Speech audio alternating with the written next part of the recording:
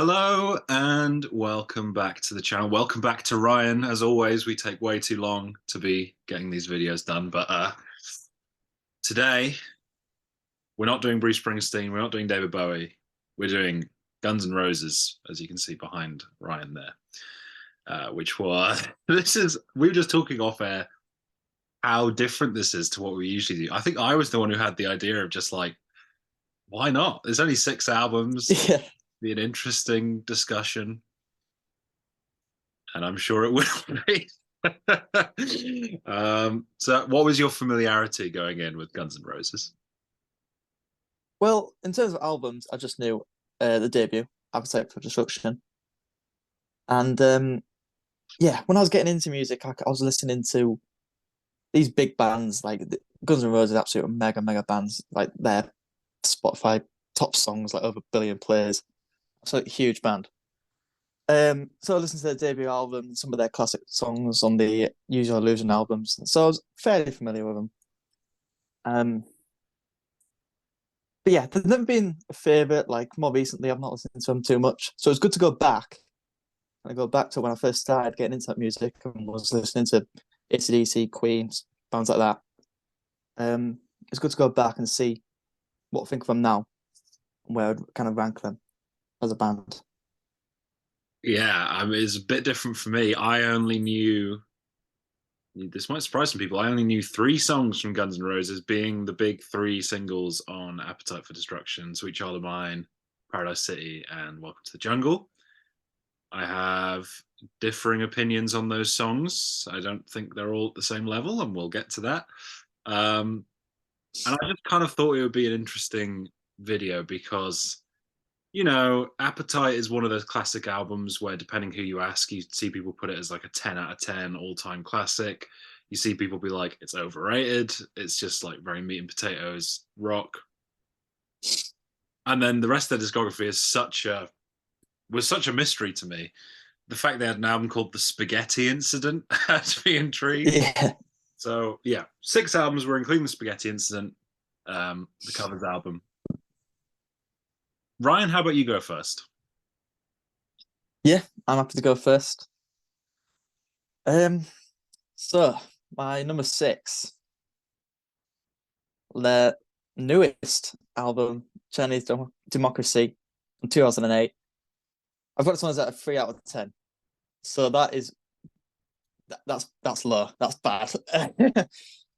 And this isn't Guns N' Roses. This is Axl Rose and then some other guys.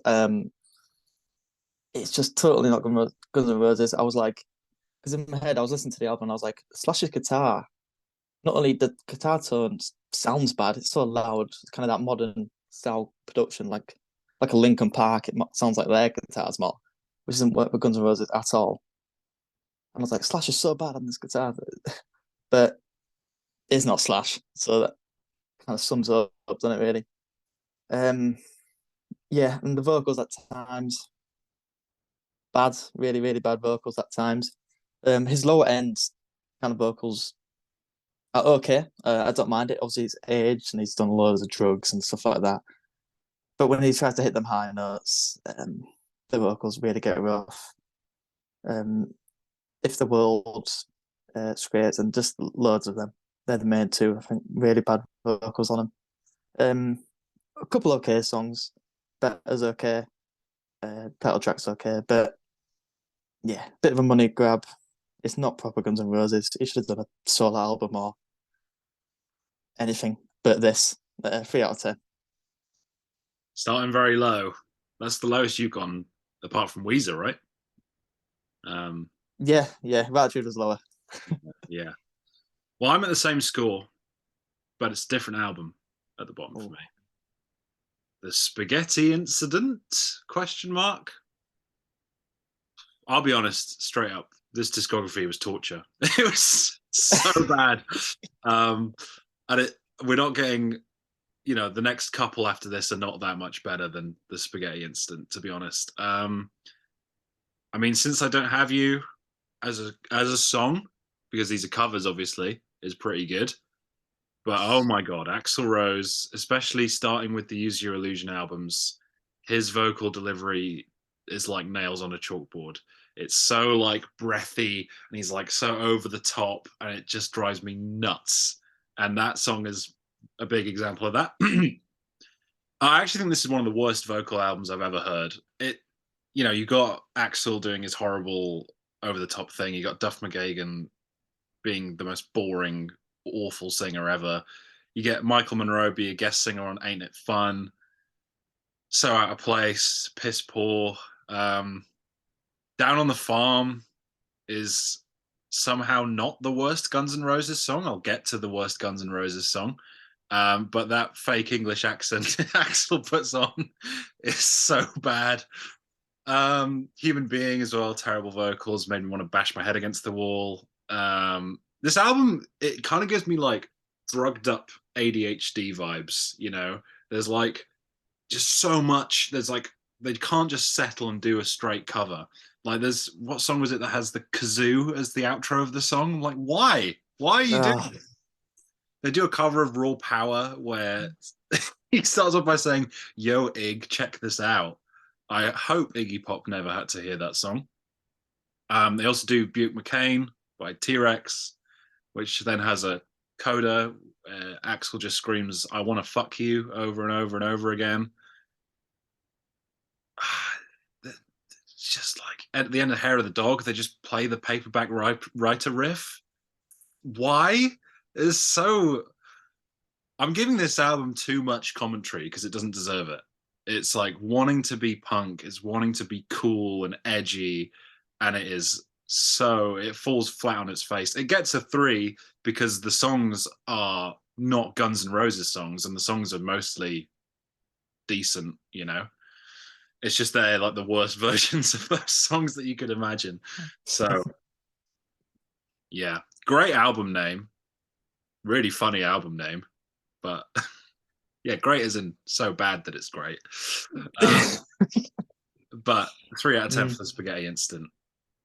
It sucks. Yeah, I'm gonna agree. Next up, number 5, the Spaghetti Incident. I've got it as 4 out of 10. So if that's any improvement for you, yeah, this album, I don't know why Guns N' Roses are acting so punkish here. I just hate that.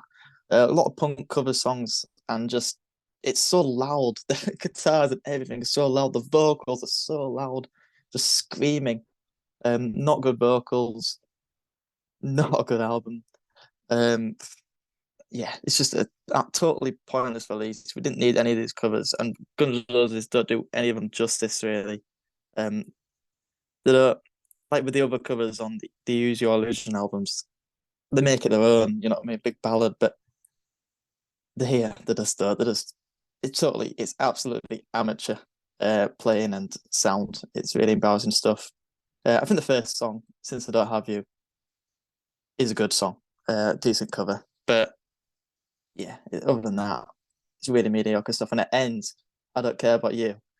It's just hilarious. The kind of jock box just shouting "fuck you" over and over again. I'm just like, that is really embarrassing stuff. Yeah, mediocre one. 4 out of 10. Yeah, we're not too far off. Chinese Democracy is my number 5, 4 out of 10. My favorite things about the band were Izzy Stradlin and Slash, and now they're both gone. Izzy had already gone midway through Use Your Illusion, but now Slash has gone too. Axl Rose and his merry band of collaborators, including Tommy Stinson from The Replacements on bass and Buckethead playing the guitar. Yeah. Crazy. I think the best song is probably the opening title track. It's not the worst thing I've ever heard, but it doesn't really do anything for me. It's just like fine. The production is so overdone. It's like so late 90s. Obviously, they took like 10 years to make this, but it sounds like it was made in 1998. So I don't know what the hell they were doing for 10 years. It's just like, I was just saying this to someone. It's like when they say they were working on it for 10 years, it's like they were adding bits to songs and not taking anything away. So it's just like, let's add a solo in the middle of the verse while the verse is happening. It's just like a screaming guitar solo. That happens on nearly every song. It's so stupid. Yeah, Street of Dreams. awful vocals. If the World as a song is okay, but again, the production just ruins it. I kind of respect that they were doing something a bit different, but that's probably the only reason it gets above Spaghetti Incident. Scraped, holy shit, Scraped is so bad. That sort of a cappella intro, I it was so awful. Like off key harmonies, just terrible. Yeah, I don't have anything else. There's a song called IRS, which is about like how he needs the FBI and the IRS to help him like sue his ex-girlfriends. Just, just awful. 4 out of 10, because I think Buckethead has some great moments on guitar. Even if the tone isn't great, his playing is pretty cool. But also it's not very tasteful a lot of the time. There's just a crazy guitar solo on every song, and it just like 70-minute album. It just like, oh my god. So yeah, I kind of respect it for being a bit different, but it's still bad. So Chinese Democracy, number 5. That's fair take. Well, my number 4, probably not really surprised here. I got Jane Eyre Lies. Such a weird one. You were like, because in my head I was like, oh, they got 5 albums. I was like, just done 5, and you were like, no, you forgot about this one. And I was like, what is this? Does this exist? It's just such a weird release. Half live albums, half live stuff. Sorry, super loud, crap live performances. Really, picked some rubbish songs for the live stuff and mediocre lyrics and mediocre performance. Really, just the vocals are so bad. I don't know. And this is like Guns N' Roses in their meant to be in their prime. This came out in 1988. So God, so bad that live half.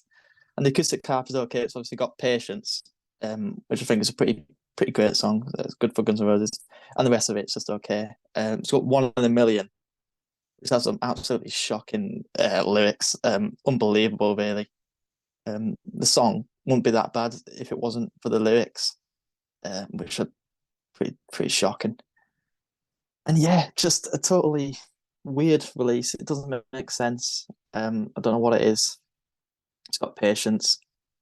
The live half all sucks, and the acoustic bits okay. So maybe 5 out of 10. Yeah, we're both pretty low. I'm sticking at 4, but we're gonna deviate here. I've got Use Your Illusion 2 at number 4. I realized this would probably be my most controversial take, but I hated this album. It was bad. It was so long. Yeah. I don't like Civil War. I know people love that song, but ugh, his vocals on that are so bad. I do really like 14 Years. Izzy Stradlin sings lead on that, and then Axel comes in with the backing vocals and the chorus. That's pretty good. Yesterday's, it's fine. Again, the vocals not great, but the song's all right. Oh, their version of Knocking on Heaven's Door, I cannot stand it. It's so overblown. The original's not my favorite Bob Dylan song, really, but oh god. But then Knocking on Heaven's Door seems like a masterpiece compared to Get in the Ring, which I think is the worst Guns N' Roses song. The effects on the vocals in the middle, so bad. And then there's the bridge where he starts threatening people who gave them bad reviews and saying they should have a boxing match with him. It's genuinely one of the worst songs I've ever heard. I was crying, laughing, listening to it. It was incredible. The entire discography was worth it just for getting so bad. Pretty tied up. It's okay. Pretty cheesy though. They're just like so transparently posers at this point. It's like really embarrassing to listen to. Like the song about the perils of rock and roll. It's like fuck off. You just stop. Like it's so pretentious and yeah, like they're just posers at this point, and their egos have just blown up into a million, and they made 2 75-minute albums released on the same day. Like, you get a second version of Don't Cry, which I'm sure everybody was really glad we got that.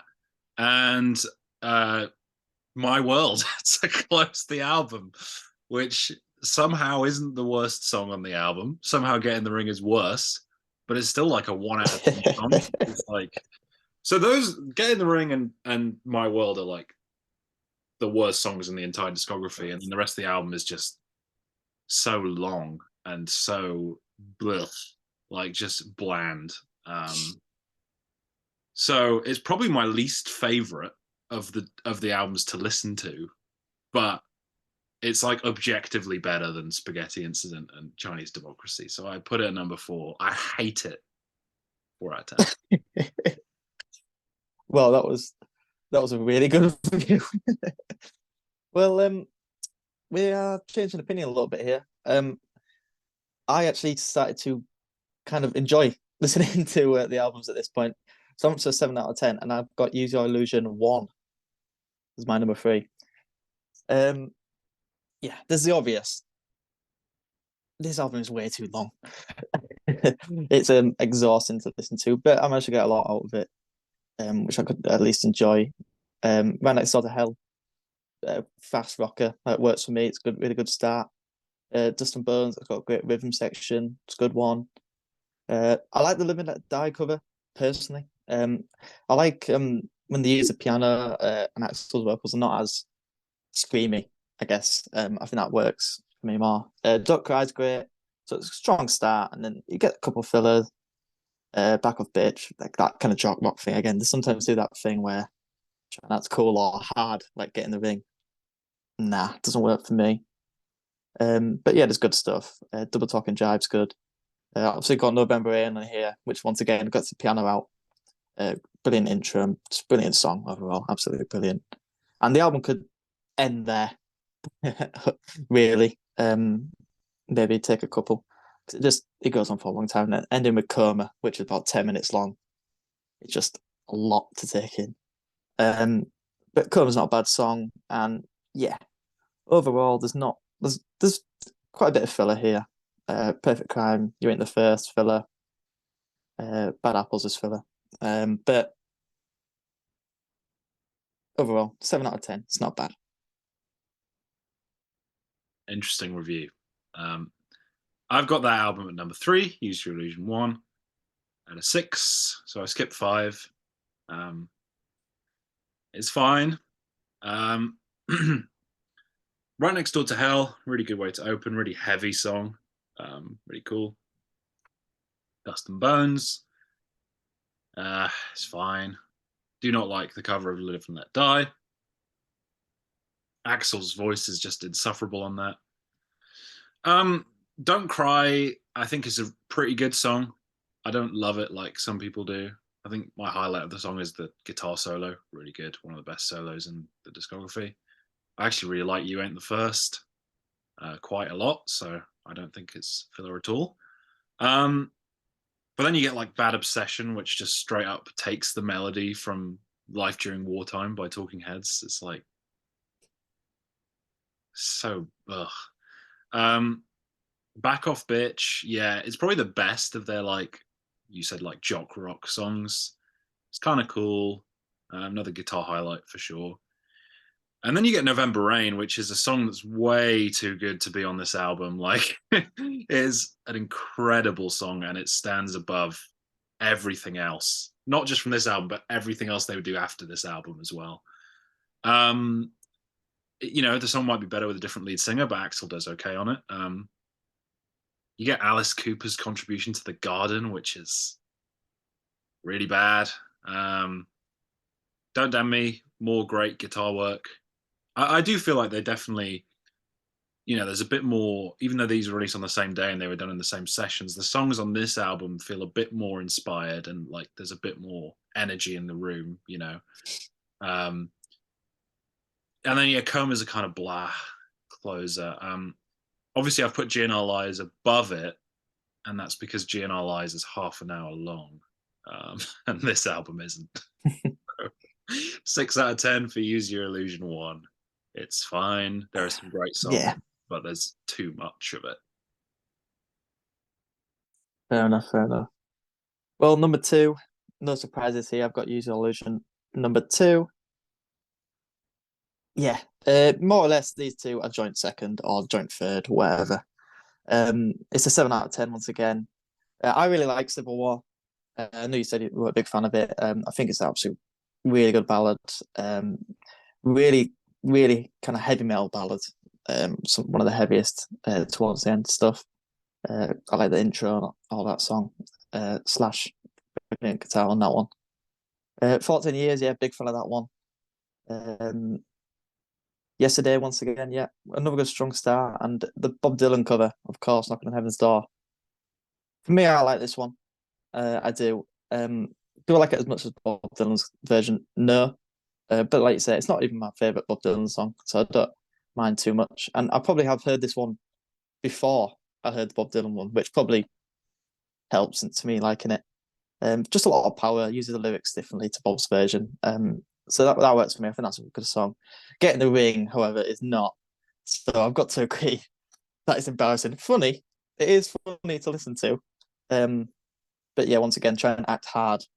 I don't know why they do that because Axl Rose does not look hard. But fair enough. And yeah, some decent songs. Breakdown's pretty good. Very long songs.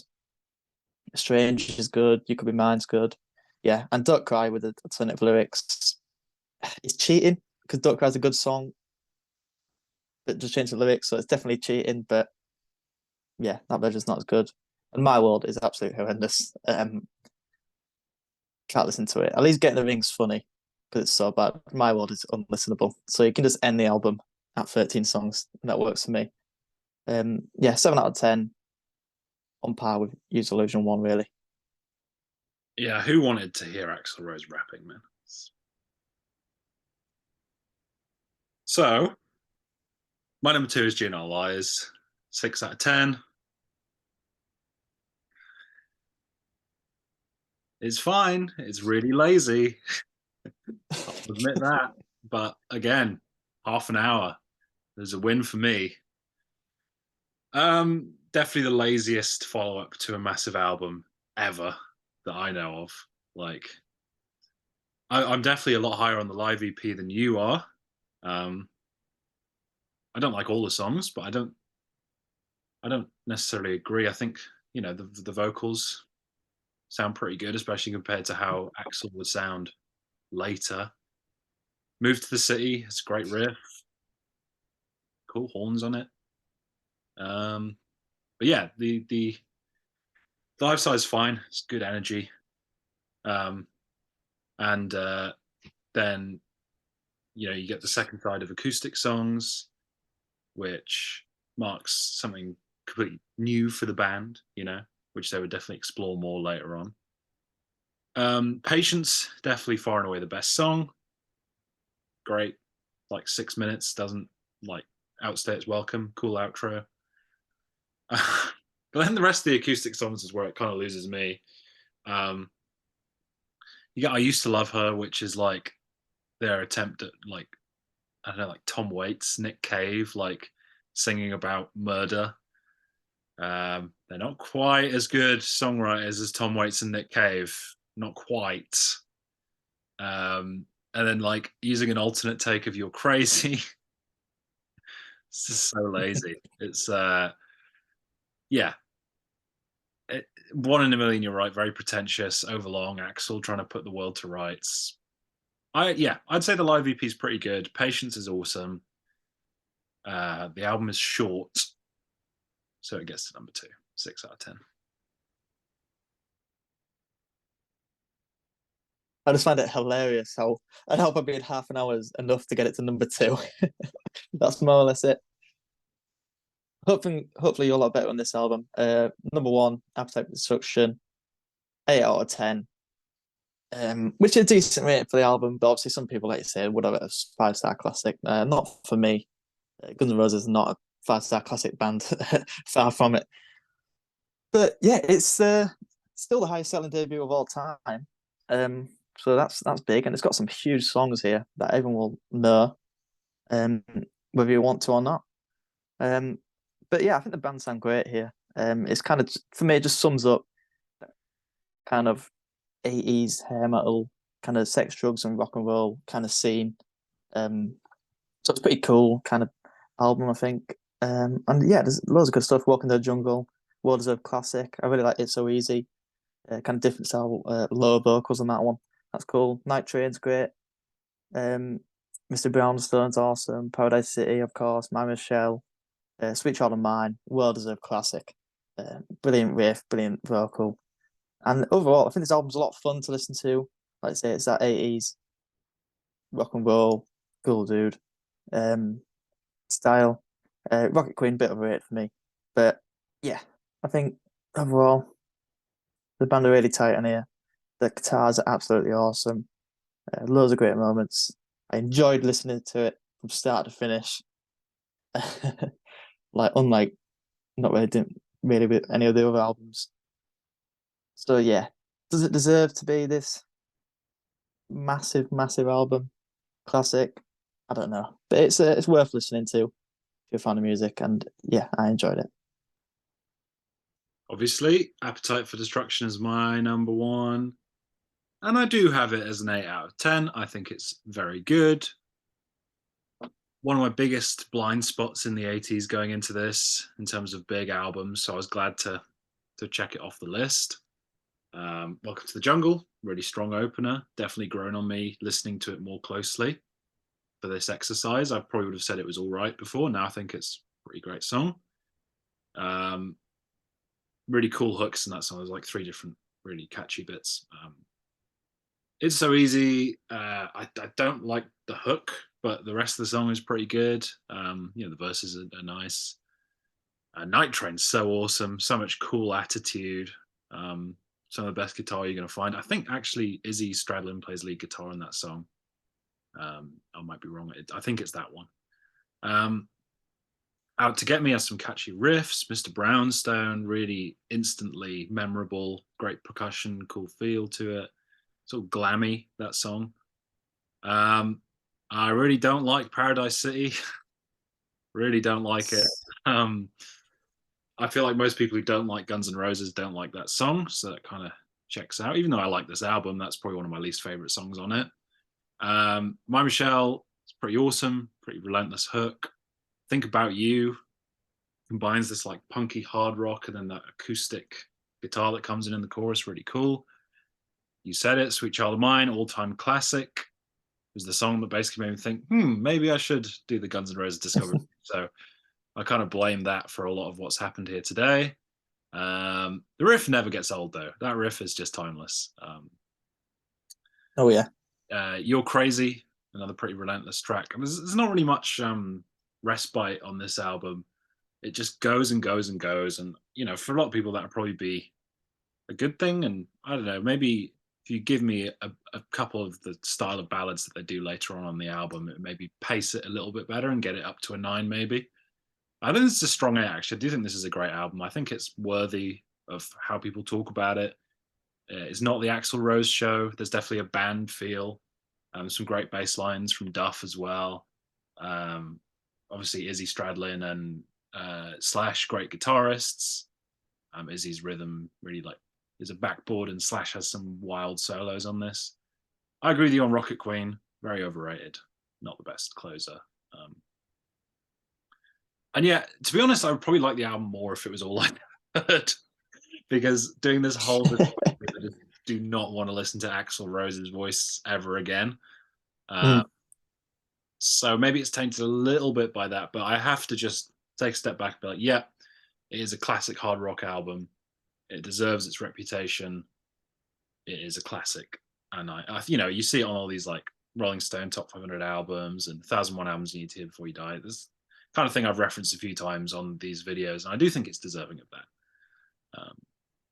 On its own, it's kind of validated the entire discography for a lot of people, right? Like most people have issues with all the other albums, but this one is almost always at the top for a reason. So yeah, that's my number one. Interesting. So very good. yeah, I didn't go crazy. I mean, there was a very, very obvious number one, but this was quite the discography. It was. I am exhausted with Guns N' Roses. I'm pretty sure you are as well. Yeah, my scores are even lower than yours. Like, yeah.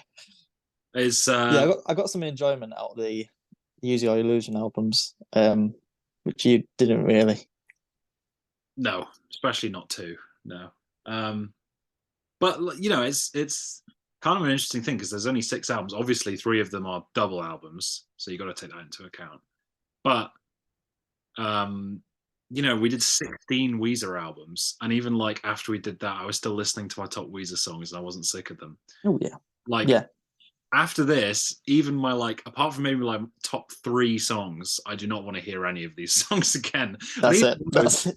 Even those Axl Rose is singing on them, so I'm like, shut up, please shut up. Yeah.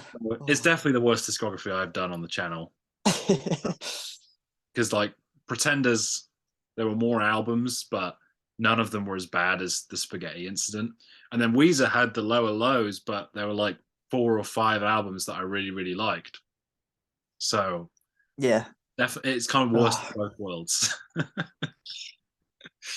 But if you enjoyed the video, press like. If you are a Guns N' Roses fan, feel free to defend them in the comments. I'll be reading them and I'll be willing to hear counter arguments. And yeah, post your lists down there. I guess we could say now the next discography we're going to be doing is Queens of the Stone Age, one of Ryan's favorite bands of all time. And I like them as well. Oh yes. At least. There's a new album coming, of course. We're not going to have it in time for that because we're slow, but we will have a discography ranking, hopefully in the month after the new albums come out. We'll see. We'll try. We'll try. And then yeah, we'll have plenty of cool discographies coming. I would like to do another one where we're both kind of going in blind because this was fun. But yeah, thank you very much for watching, and hopefully we'll catch you soon.